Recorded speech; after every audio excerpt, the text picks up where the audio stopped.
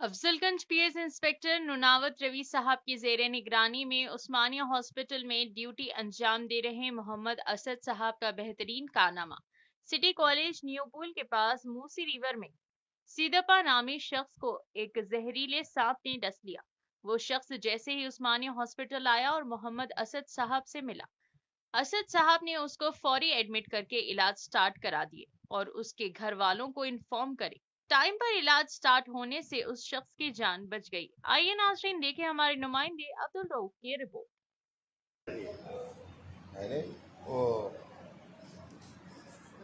ایک دم کم نہیں، زیادہ اینٹی بایوٹک بھی نہیں رہ سکتے منوج بھائی، زیادہ اینٹی بایوٹک بھی نہیں رہ سکتے۔